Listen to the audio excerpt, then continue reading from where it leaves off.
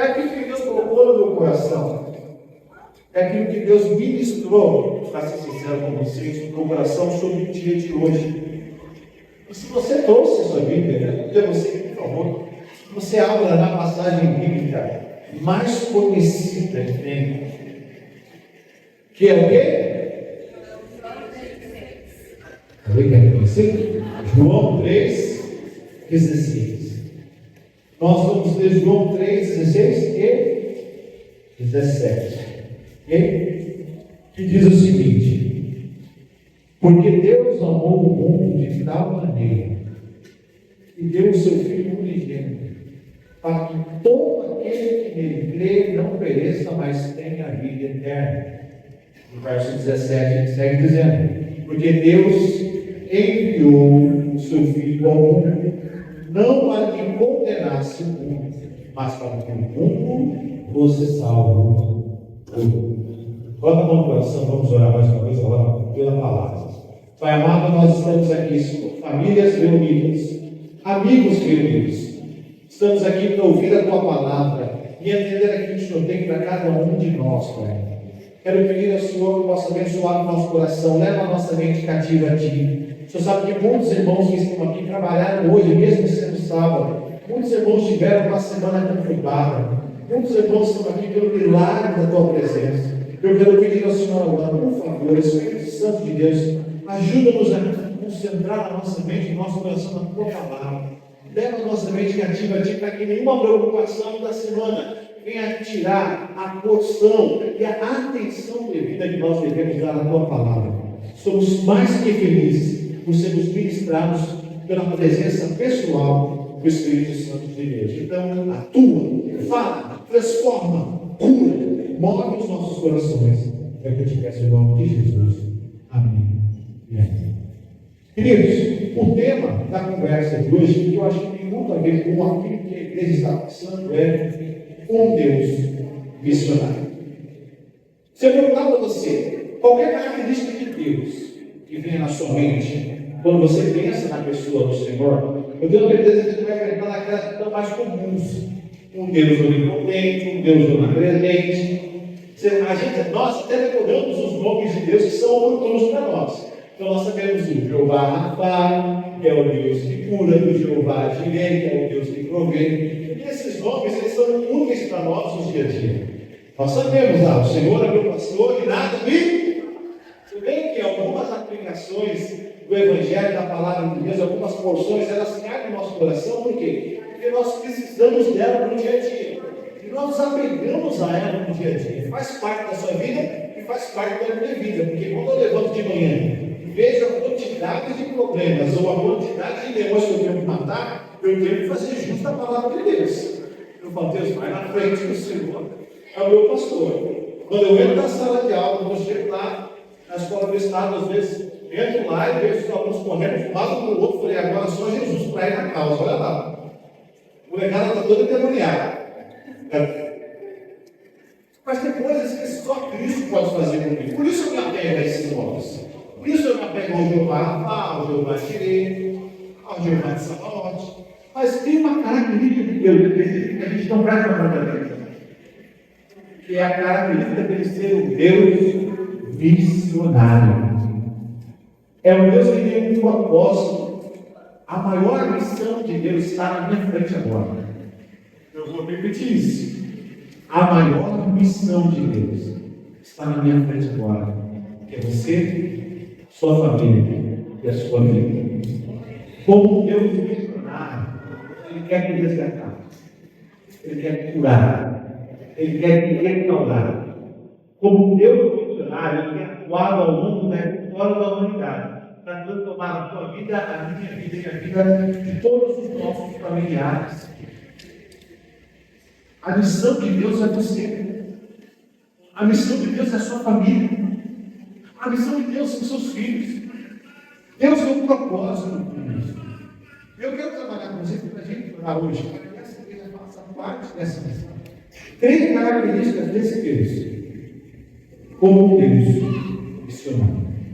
Bíblia aberta, por favor, mantenha a lente, está ali. A primeira característica desse Deus missionário é que como um Deus missionário, Ele atua com um propósito.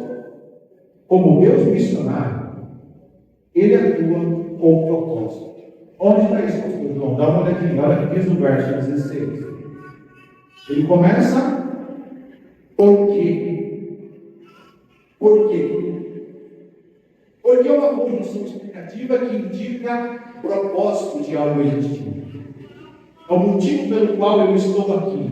É a palavra que indica o objetivo da minha vida. Por que eu estou aqui? Por que eu existo?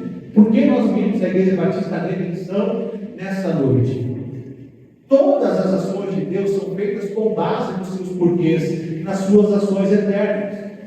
No caso, o porquê de Deus para atuar como Deus missionário é você, é a salvação de um mundo caído, é a salvação de um mundo completamente desconfigurado.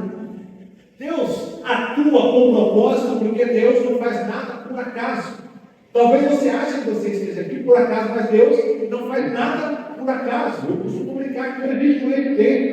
Existe um negócio chamado Jesuscidência, que é Jesus trabalhando para salvar a sua vida e a sua família. Então Deus não faz milagres à toa, Deus não te movimentou à toa para cá. Você entrou aqui porque Deus tem um propósito na sua vida. Olha só que interessante, em Gênesis capítulo 12, verso 1 a 3, diz o seguinte: ora, o Senhor Deus disse a Abraão: sai da tua terra, da tua parentela e da casa de teu pai, para a terra que eu te mostrarei, e far-te-ei uma grande nação, e abençoar-te-ei, e engrandecerei o teu nome, e tu serás uma bênção. Mas para que Deus quer fazer tudo isso com Abraão? Porque ele tinha um propósito. Sabe qual era o propósito?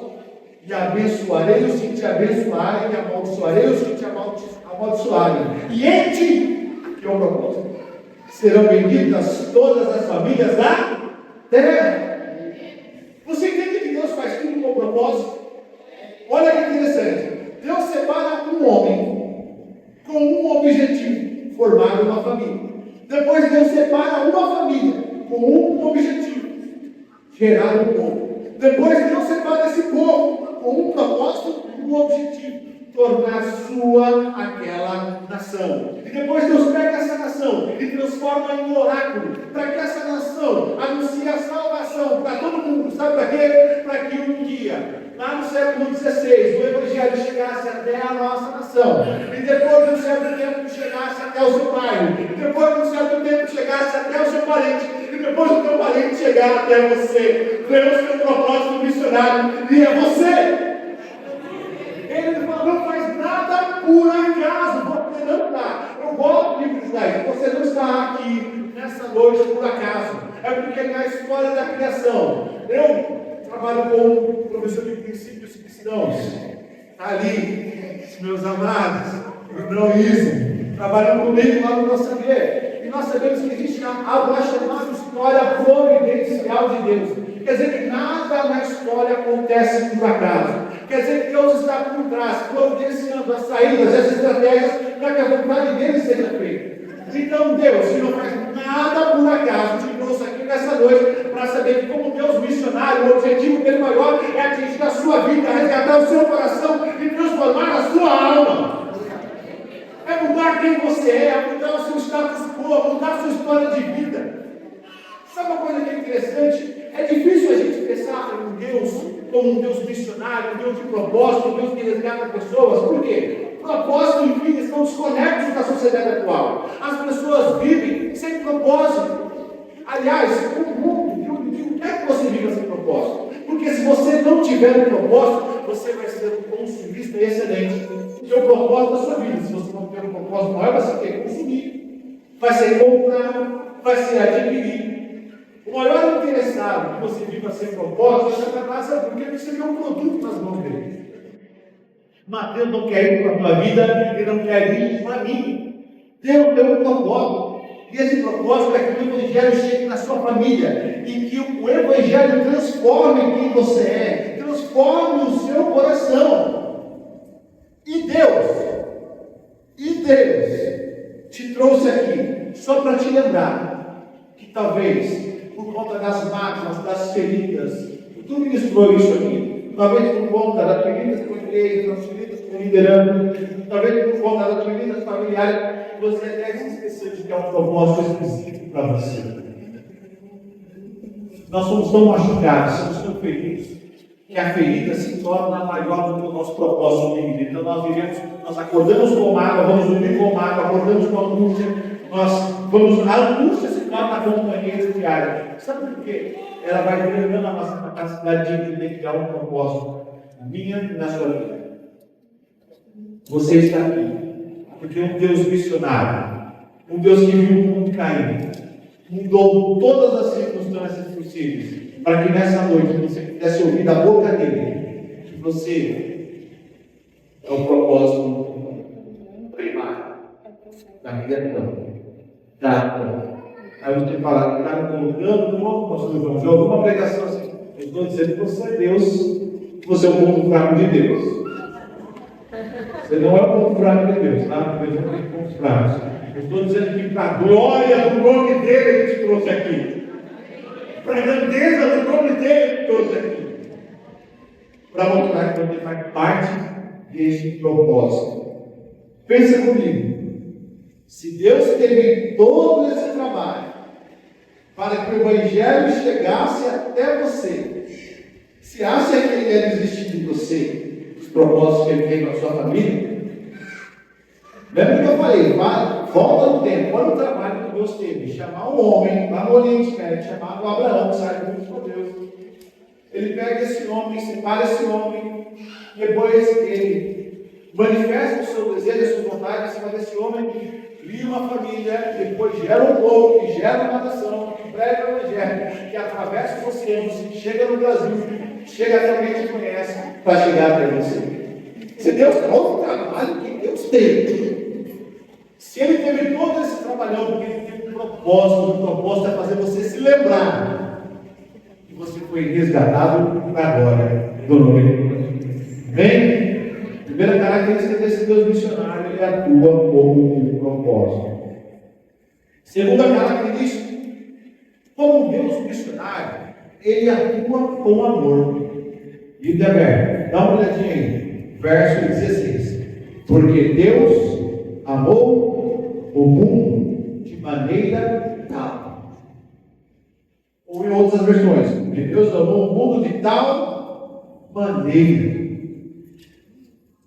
Queridos, se Deus é um Deus de propósito e atua pautado nos seus propósitos, ele também é um Deus de amor e atua pautado em quem ele é, que é ser amor.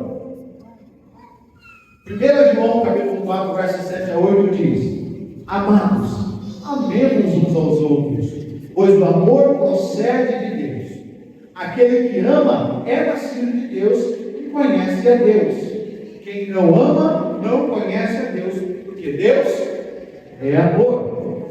Aí em 1 João capítulo 4, verso 16 diz: Deus é amor. Todo aquele que permanece no amor permanece e Deus nele. Como um Deus missionário, a base de suas ações precisa ser o resgate da condenação eterna. Deus, por te amar, criou um plano para te resgatar. O texto que nós lemos agora, que é o texto base, é a síntese, é o resumo de tudo isso. Porque Deus amou o mundo de uma maneira que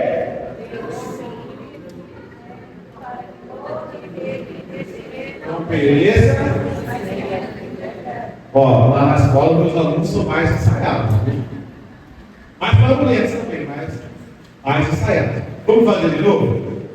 De novo. Porque Deus amou o mundo de tal maneira que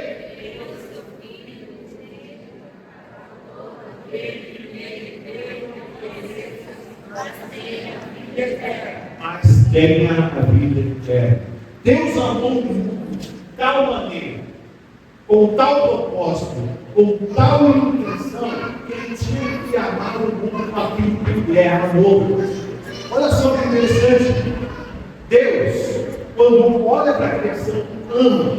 E quando vê a criação cair, quando vê a criação degenerada em Gênesis 3, logo bola um plano de resgatar. Só que esse plano, ele foi plenamente regado com amor.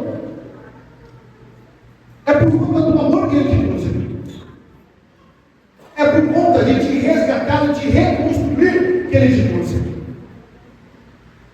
É por conta de não poder negar a si mesmo, não poder negar o amor que ele é. Que, aliás, Deus não tem amor. Deus é amor. E por ser amor, todas as suas ações e os seus propósitos são regados de amor.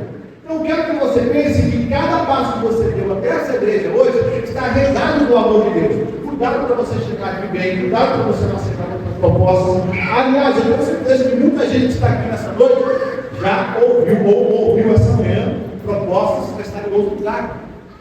Mas o amor de Deus te trouxe aqui por te amar, por entender que você precisava ouvir uma palavra, mas principalmente por uma coisa, para você entender que Ele jamais deixou de te amar. Ele jamais deixou de investir em você. Eu quero que você saiba disso, porque nós vamos vivendo uma vida tão cheia de tarefas, a gente vai vivendo uma rotina tão louca na vida pós-moderna, e nós esquecemos o principal acerca de Deus. Você sabe o que é o principal acerca de Deus? Que Deus é amor, e que esse amor foi derramado para a sua vida, ou pela sua vida, ou por meio da sua vida, em Cristo Jesus. Mas você vive uma vida tão atarefada que você já se esqueceu. Olha, Ele te trouxe aqui para te lembrar que Ele atua com um propósito, que esse propósito está regado de um amor divino e eterno, e um amor que Ele é de experiência ou espiritual. A pergunta que eu te faço é: há quanto tempo você não chora diante de Deus? Há quanto tempo você não escuta o Espírito Santo berrar no seu coração? Há quanto tempo você não chora dirigindo o seu carro? Talvez você fazia isso no ano passado, já perdeu sua sensibilidade.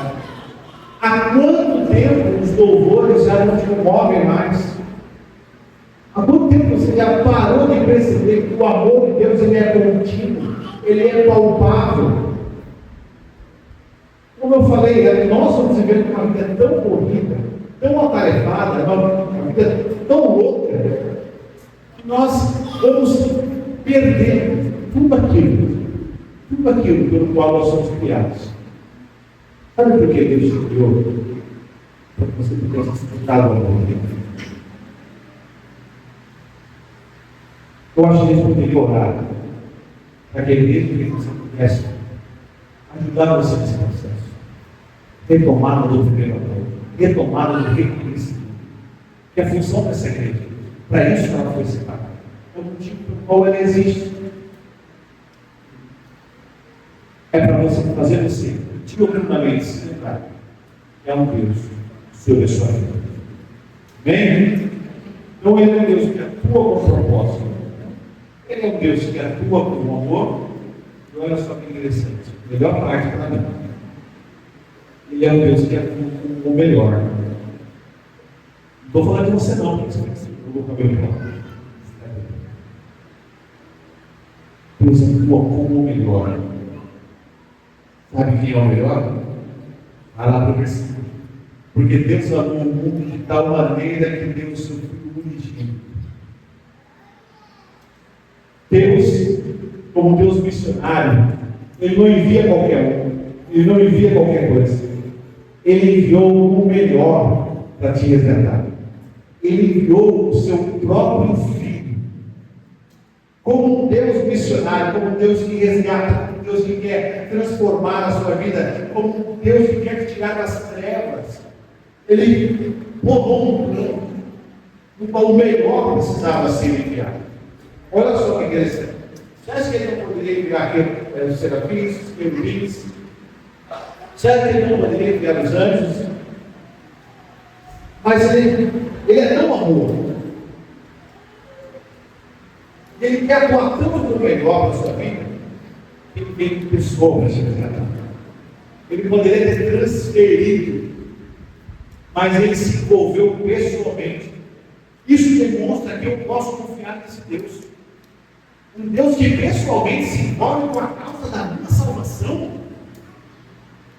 Um Deus que pessoalmente se alista no exército do sofrimento, porque o que esperava ele é a cruz.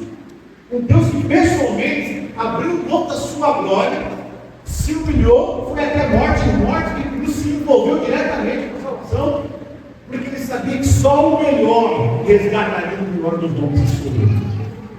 Porque ele sabia que só o melhor resgataria o pior dos homens que sofreram. Faço como o apóstolo Paulo. Agora, algo interessante que eu gostaria de orar com vocês. Como Deus missionário, ele leva assim então a sério a sua missão, que enviou o que ele tinha de melhor, sim, mas ele enviou o que ele tinha de melhor para pegar vasos de barro e transformar segundo a sua semelhança, para que você seja o melhor para o próximo. Amados, Deus enviou o melhor para transformar pessoas que não eram nada, iguais a mim, iguais a você, e alguém que vai ter a capacidade de entrar com dignidade novamente, para resgatar outras pessoas. Você já parou para pensar que o ato de Jesus na cruz envolve um projeto que não termina na sua salvação? O projeto de Jesus na sua vida não termina na salvação. Na verdade, a salvação começa. Porque você é regenerado, você é transformado, você é curado. Só que Deus, Ele vai te arregimentando como um exército. Ele te prepara para você curar outros. Ele te prepara para você pregar o Evangelho para outros. Ele te prepara para que a sua vida faça parte do plano de Deus e do resgate de outras pessoas. Então Deus enviou o melhor que Ele tinha. Ele veio em pessoa para resgatar a sua vida, transformar você para que você vá e resgate outras pessoas. E é o ciclo contínuo até a volta do Senhor Jesus. E talvez você já tenha perdido até isso, até a noção de que o plano de Deus na sua vida envolve a sua transformação, a sua cura, a sua restauração, sim. Mas também o plano de Deus na sua vida envolve o chamado que Ele tem para você. Há um chamado para você. E nós olhamos, às vezes, esse lado, e todas as vezes que fala sobre chamado, é tão interessante como para algumas coisas nós somos extremamente orgulhosos. Né? Para algumas coisas nós batemos o peito e falamos, nós somos o cara. Quer ver? Quando se falar de time de futebol, alguém aqui torce para o pior time de futebol do mundo? Nem isso.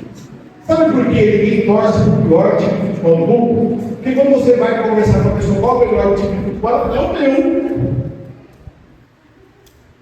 Não, é interessante. No futebol, a gente fala que a gente gosta, a gente defende. Nós somos convictos acerca das cores do clube. Mas é tão interessante que se trata de chamado, a gente sempre aponta do outro. O chamado do outro é melhor. O chamado do Matheus é melhor. O chamado do Vitor tocar é melhor. A gente vai fazendo isso. A gente vai transferir quanto a responsabilidade. Deus mandou o que ele tinha de melhor. Para te curar, para transformar você em uma pessoa melhor, para você pregar para outro. O plano de Deus passa pela sua convicção do chamado. Se Ele é um Deus missionário e Ele nos revestiu com aquilo que Ele é, existe aqui uma teologia que nós chamamos de atributos comunicáveis. Aquilo que Deus pode transferir para nós. Existem os incomunicáveis, aqueles que não podem ser atribuídos a nós. Como por exemplo, você não pode ser presente, você não pode ser impotente. Você não sabe tudo que se passa na cabeça das pessoas. Esse atributo ele só diz para a Carol, minha esposa. Estou pensando na site, estou pensando nisso. Mas são coisas que nós não temos. Mas existe um negócio chamado comunicado de Deus. Deus comunicou o amor, você é capaz de amar.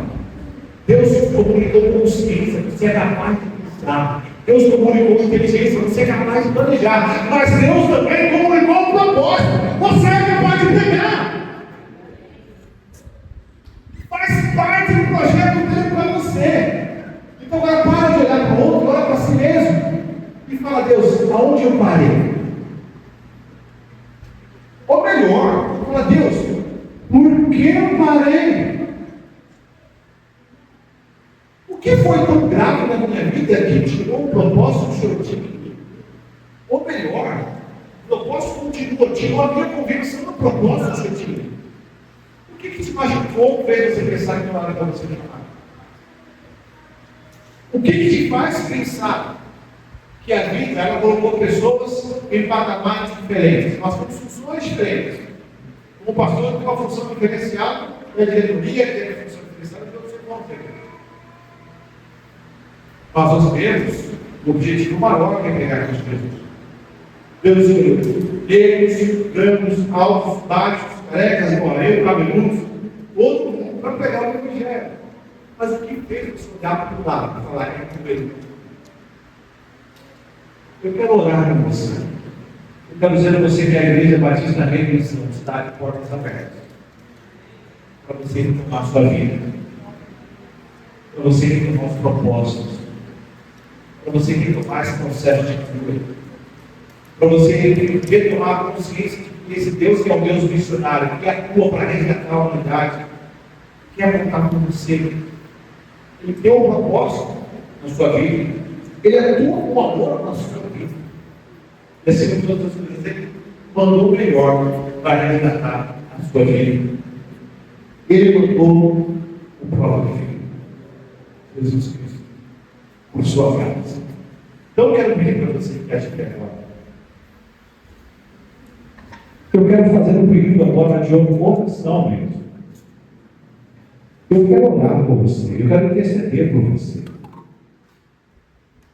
Você sabe, queridos, nós saímos lá da Figueira, viemos para cá com um propósito, e o propósito é pregar o seu Evangelho, falar da vontade de Deus. Eu acredito como Deus, porque às vezes as pessoas olham, nossa, tem tanta igreja pela região, tantas pessoas já cumprindo o propósito,